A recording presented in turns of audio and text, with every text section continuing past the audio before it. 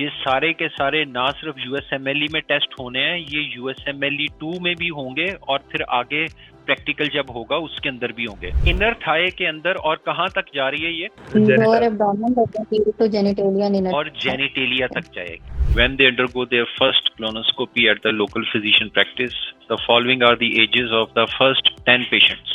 अगर बायोस्टैट्स का है ना तो मुझसे कतन मत पूछना, मुझे बिल्कुल नहीं आता।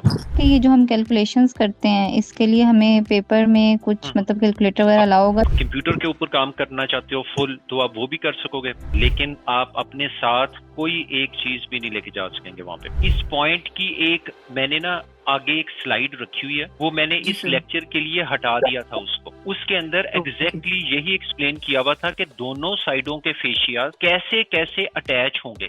जब भी हम बात करेंगे सॉस की, आपने ज़हन में रखना है कि सॉस के 3 पार्ट्स हैं। ये मैं आगे जाके ना अभी इसको एक्सप्लेन कर दूंगा नेक्स्ट स्लाइड के ऊपर। लेट के खड़ा जब होगा तो कौन सा मसल यूज हो रहा है? सॉस। लो बैक एक होगी और नंबनेस होगी फ्रंट ऑफ द थाई पे। जो फेमरल ब्रांच है it is totally sensory branch. जो जेनिटल ब्रांच थी वो सेंसरी भी थी और मोटर भी थी। अगर हम स्ट्रेट लाइन खींचे इंटीरियर स्पीरियल स्पाइनल प्यूबिक टुबरकल के ऊपर और उसका हाफ करें तो उसको कहते हैं मिड इनग्वाइनल पॉइंट। कुछ बुक्स के अंदर मिड इनग्वाइनल पॉइंट को कंफ्यूज कर दिया है mid point of the inguinal ligament से। आपने सिर्फ इतना याद रखना है कि सर वो तो फील हो जाता है। देखो नॉर्मल बंदों के अंदर इनग्वाइनल लिगामेंट फील नहीं हुआ करता। फेमरल वेन फेमरल शीथ के बाहर है, फेमरल शीथ के अंदर नहीं है। ये इसका इंपॉर्टेंट पॉइंट है। जितनी मैंने आपको ये चीजें बताई हैं इसको एज सच रटा मारना और कम से कम उतना रटा तो मार लेना है जितनी मैंने आपको बताई है। बॉडी फ्लूइड्स, ये रीनल का सबसे पहला जो आपका जब बीआरएस खोलोगे ना तो आपका बॉडी फ्लूइड से स्टार्ट होगा।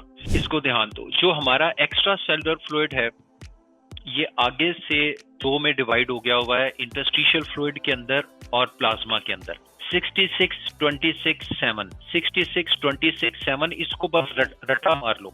ये जो एक्स्ट्रा सेलुलर फ्लूइड को दोबारा से 75% में कन्वर्ट करना, फिर उसको दोबारा से 25% कन्वर्ट करना, ये आगे जाके ना प्रॉब्लमेटिक होने वाला। ये जो बफी कोट है इसके अंदर सिर्फ प्लेटलेट्स और ल्यूकोसाइट्स आते हैं जो कि बिल्कुल 1% से भी कम है, इसलिए इनकी एक बिल्कुल बारीक सी लेयर बनती है। अभी डॉक्टर साहब ने पूछा था जब ये कनेक्शन कटा है कि ट्रांस सेलुलर कंपार्टमेंट को हम इंट्रा लेंगे कि एक्स्ट्रा लेंगे। हम इसको कहीं नहीं लेंगे, हम इसको ट्रांस सेलुलर ही रखेंगे। ICF is equal to total body water minus ECF और interstitial fluid is equal to ECF minus plasma। ये पेशेंट है और इसके कंपार्टमेंट बी में नंबर ऑफ सॉल्यूट्स हैं। हम उसका अब कंटेंट नहीं चेक कर सकते क्योंकि कंटेंट के अंदर तो हर सॉल्यूट को गिनना होगा।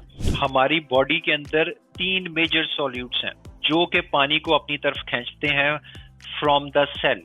अब ऑस्मोसिस जब होगा तो इंट्रा सेलुलर फ्लूइड से पानी शिफ्ट होना शुरू हो जाएगा एक्स्ट्रा सेलुलर फ्लूइड के अंदर, इसलिए वहां पे ऑस्मोसिस नहीं हुआ। ये इतनी सारी कहानी एक्चुअली घड़ी, ये सारा कुछ तस्वीरें ये बनाई इसलिए गई हैं कि एक एक कॉन्सेप्ट क्लियर हो। एक्स्ट्रा सेलुलर फ्लूइड के अंदर ऑस्मोलैलिटी ज्यादा होगी कि कम होगी? बढ़ेगी। गुड। बस आपने इतना ही याद रखना है कि इनग्वाइनल लिगामेंट के बिल्कुल मीडियल एंड के ऊपर एक लेक्नर लिगामेंट। और अब आपके पास पेन के साथ आया है इन द थाई, जहां उसने एडक्टर स्ट्रेचेस किए हैं, तो आपके ख्याल में कौन कौन से मसल इफेक्ट होंगे?